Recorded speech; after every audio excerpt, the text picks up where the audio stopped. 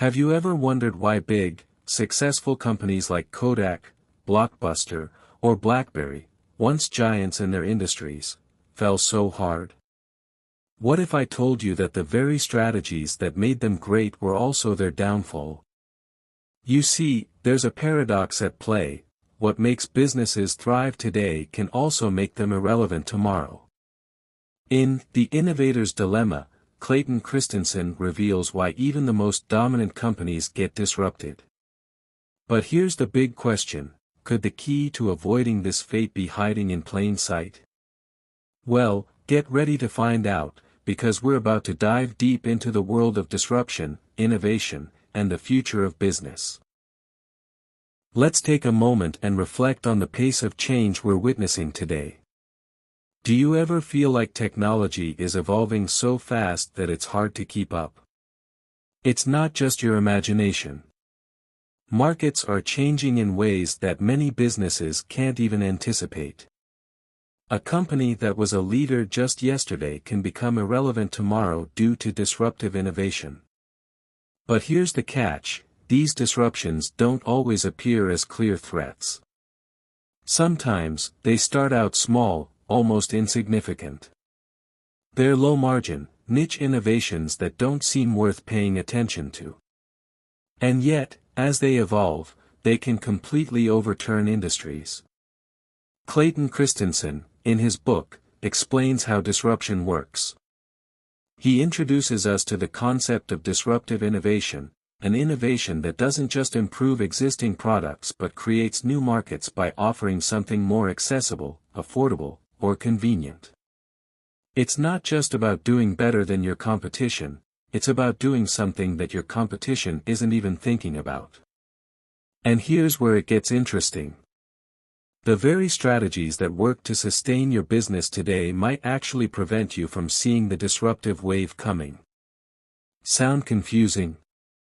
Well, stick with me, because we'll break it down in a way that will make you rethink everything you know about success.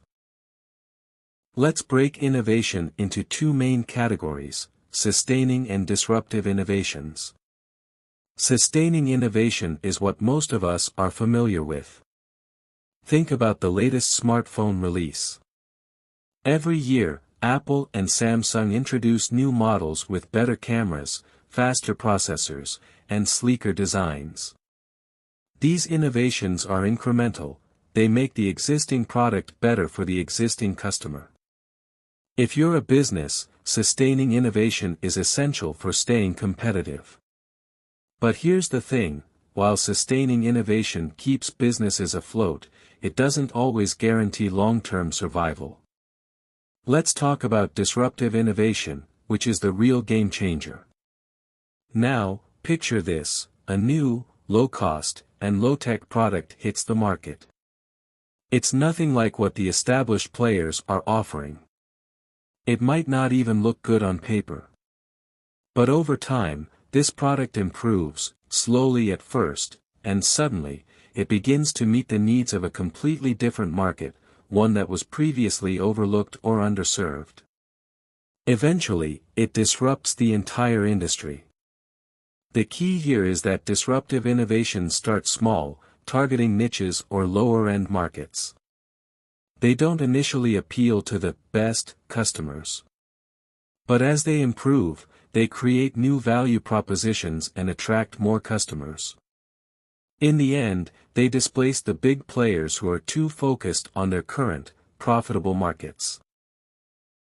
Let's go through a few real-world examples to illustrate how disruption works in practice. Kodak. Here's a company that once owned the photography market. Kodak was synonymous with film.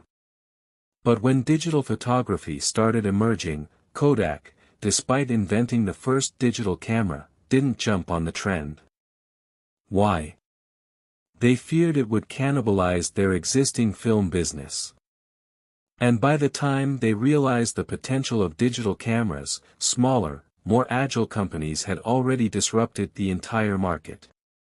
Kodak's failure wasn't because they couldn't innovate, it was because they couldn't embrace the very innovation they created. Blockbuster. Remember Blockbuster?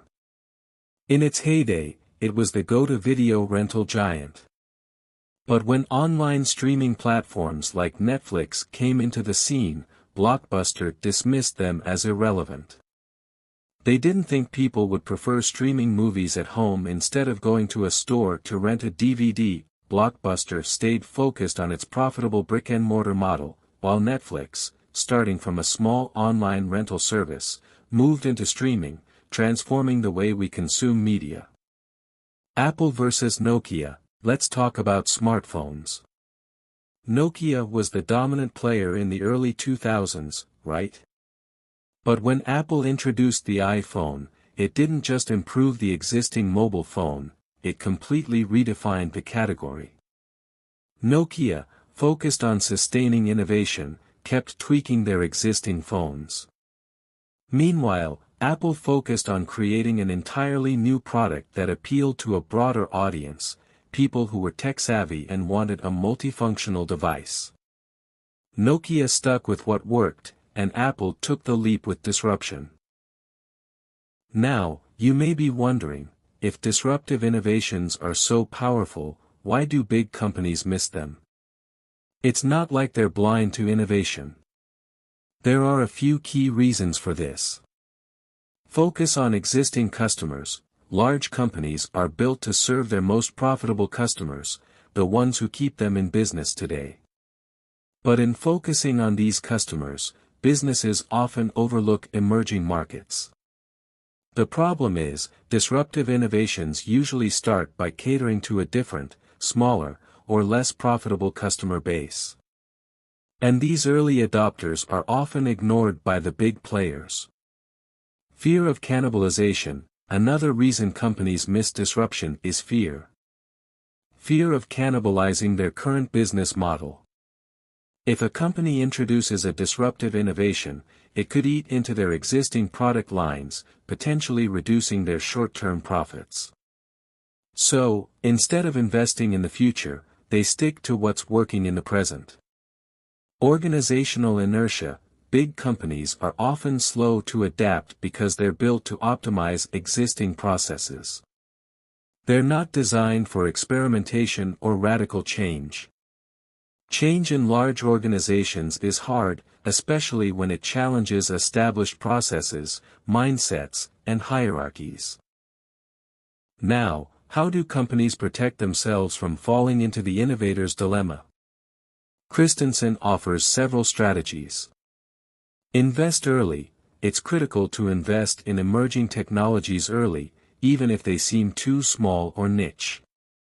Companies that keep their eyes open for these early-stage innovations can adapt faster when they eventually gain traction. Create separate divisions. Large companies can set up independent units that focus on disruptive technologies, free from the constraints of the current business model. These units can experiment with new ideas and business models without threatening the company's core operations. Adapt to new business models. Embracing new business models, even if they seem unprofitable at first, is key to staying ahead. Think of it like planting seeds for future growth. The initial investment might seem small, but over time, these new models can open doors to entirely new markets. Leadership plays a crucial role in navigating the innovator's dilemma. It's not just about making smart business decisions, it's about creating a culture that encourages risk-taking, experimentation, and adaptability. Leaders need to recognize that what works today might not work tomorrow. And that means investing in uncertainty, even if it's uncomfortable. Successful leaders are those who can look beyond the status quo and push for innovation, even if it challenges the company's legacy. By fostering an environment where innovation is encouraged, leaders can ensure their companies don't just survive, they thrive in the face of disruption.